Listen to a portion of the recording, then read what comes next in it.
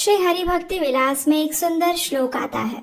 नमो भगवते तस्मै यस्य प्रियतमा तिथिः एकादशी द्वादशी च सर्वाभीष्ट प्रदान नृणाम्।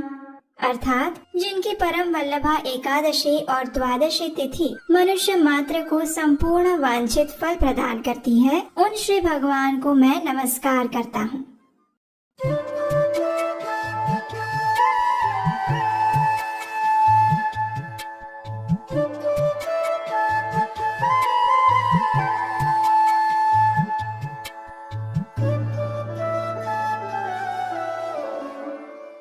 हरे कृष्ण। परम भगवान श्री हरि के शरीर से एक समय एक दिव्य स्त्री का आविर्भाव हुआ और उसे ये वरदान दिया गया कि जो भी उसके शरणागत रहकर भगवान की साधना भक्ति करेगा, उसे परम भगवान श्री कृष्ण की शुद्ध प्रेमा भक्ति और परम गंतव्य यानी उनका आध्यात्मिक धाम प्राप्त होगा। और ये देवी और कोई नहीं अपितु स्वयं एकादशी तिथि थी। एकादशी तिथि को सभी व्रतों में सर्वश्रेष्ठ माना गया है। जो भी साधक उनके शरणागत होकर प्रभु भजन करता है, उसके पूर्व जन्म के सभी पाप कर्मों का नाश होता है और उसे परम आध्यात्मिक फल की प्राप्ति होती है। प्रत्येक मास में 2 बार आने वाली ऐसी ही एक एकादशी तिथि है कामदा एकादशी, जो कि चैत्र मास के शुक्ल पक्ष में आती है। ये एकादशी अपने नाम को चरितार्थ करती है, यानी वह उसके पालन करने वालों की सभी मनोकामनाएं पूर्ण करती है। लेकिन इस एकादशी की 2 विशेष बातें भी हैं।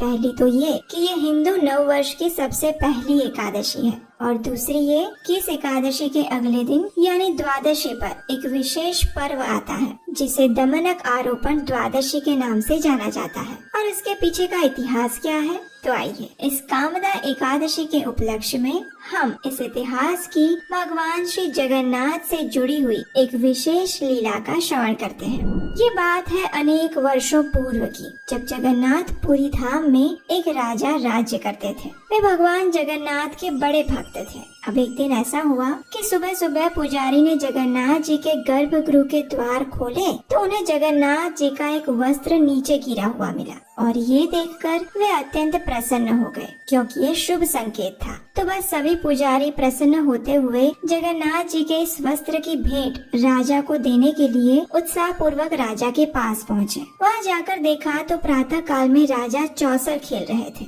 पुजारी ने प्रसन्न होते हुए राजा को जगन्नाथ जी का प्रसाद वस्त्र प्रदान किया। अब उस समय क्या हुआ कि राजा अपने दाएं हाथ से पासा फेंकने में व्यस्त थे, इसलिए उन्होंने अपने बाएं हाथ से उस वस्त्र को ले लिया और वो भी ज्यादा उस वस्त्र की ओर ध्यान दिए बिना। अब ये देखकर पुजारी थोड़े उदास तो हो गए, लेकिन अब क्या करें, राजा के सामने वे कैसे कुछ बोल सकते थे, इसलिए चुपचाप वहाँ से चले गए। कुछ समय बाद राजा का खेल समाप्त हुआ। वे अपने कक्ष में वापस आए और अचानक उन्हें याद आया, अरे ये मैंने क्या अपराध कर दिया। मैं मूर्ख अपने खेल में इतना व्यस्त हो गया कि मैंने जगन्नाथ जी के प्रसाद वस्त्र की ओर ध्यान भी नहीं दिया और बाएं हाथ से उसका स्वीकार किया। हे प्रभु, मुझ पापी ने कितना बड़ा अपराध कर दिया। अब मैं कैसे इसका प्रायश्चित करूँगा। इस प्रकार स्वयं को दोषी मानते हुए प्रायश्चित करते हुए राजा ने खाना पीना बंद कर दिया। ना तो वे किसी से बात करते और ना ही राज्य के कार्यभार में ध्यान देते। आखिर 1 सप्ताह बाद राजा ने कुछ कठोर निर्णय लिया।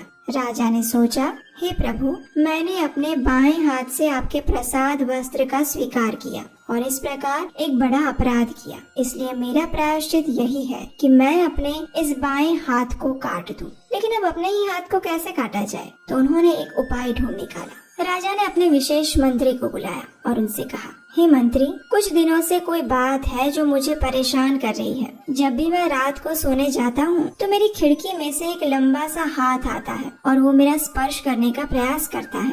ये देखकर मैं भयभीत हो जाता हूँ और इसी कारण से पिछली कई रातों से मैं सो नहीं पाया हूँ। अपने राजा को इस प्रकार उदास देखकर मंत्री ने कहा, हे राजन, आप चिंता ना करें, हम अभी इस भूत को भगाने के लिए विशेषज्ञ तांत्रिकों को बुलाते हैं।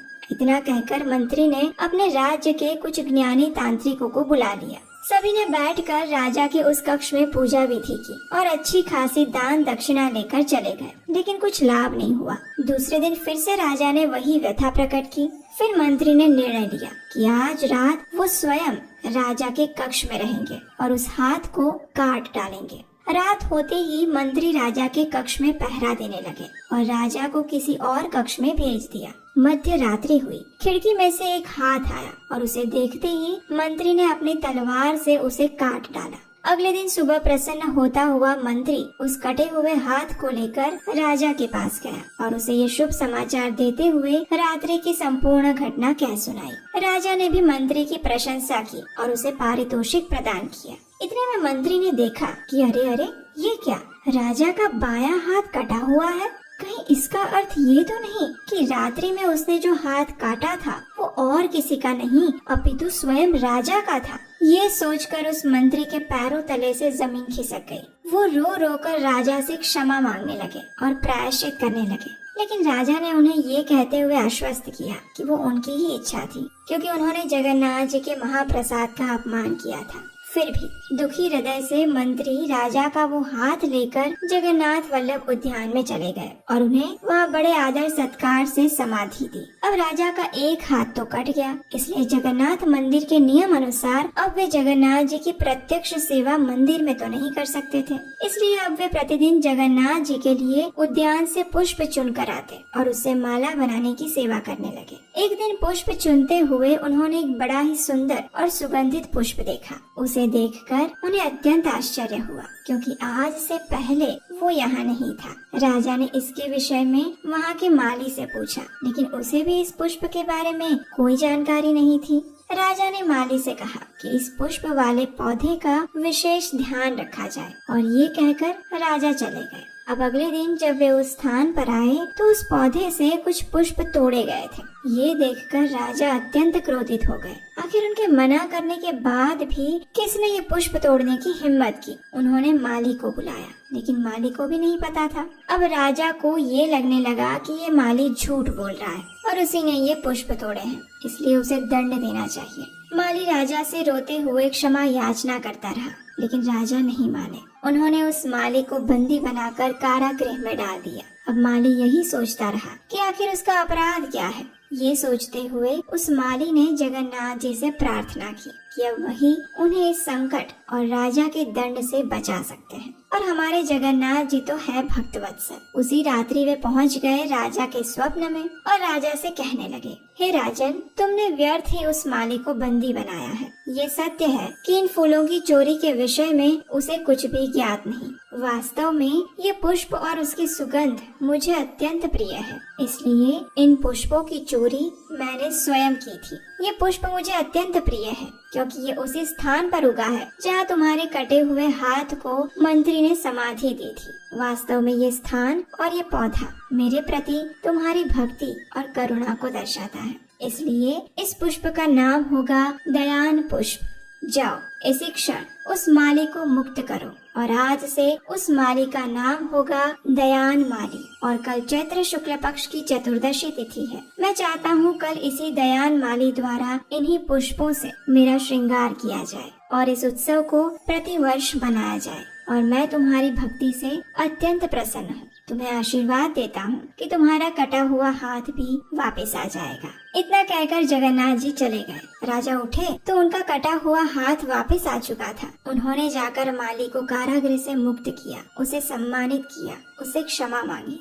तो यही कारण है कि चैत्र मास की शुक्ल पक्ष की त्रयोदशी और चतुर्दशी तिथि पर प्रत्येक वर्ष जगन्नाथ जी को इन्हीं दयान पुष्पों और उसके पत्तों से विशेष श्रृंगार किया जाता है। और इस बार ये पर्व आ रहा है एकादशी के ठीक अगले दिन, यानी द्वादशी पर। तो ये थी इस कामदा एकादशी के उपलक्ष्य में एक विशेष कथा। ये कथा आपको कैसी लगी, ये हमें नीचे कमेंट बॉक्स में लिखकर बताना मत भूलिएगा। वैसे आपको जानकर प्रसन्नता होगी कि जिस प्रकार राजा के घर में जगन्नाथ जी आए थे, वैसे ही आप भी अपने घर में जगन्नाथ जी को आमंत्रित कर सकते हैं। जी हाँ, हमारे भक्तों की टीम द्वारा एक्रेलिक के सुंदर 3D जगन्नाथ जी बनाए जाते हैं। तो अगर आप उन्हें अपने घर और जीवन में आमंत्रित करना चाहते हैं तो अभी जाइए हमारी वेबसाइट नीलाचल.com पर और इस कामदा एकादशी के पावन पर्व पर उन्हें अपने घर में आमंत्रित कीजिए। अगर आपको हमारी टीम द्वारा वैदिक कथाओं का इस प्रचार प्रसार का अभियान सराहनीय लगता है और अगर इस कार्य में आप हमारा सहयोग देना चाहते हैं तो स्क्रीन पर दिए गए नंबर पर अपना आर्थिक योगदान भेज सकते हैं। अब अपने चैनल पर वेदों और पुराणों से सिर्फ प्रमाणभूत कथा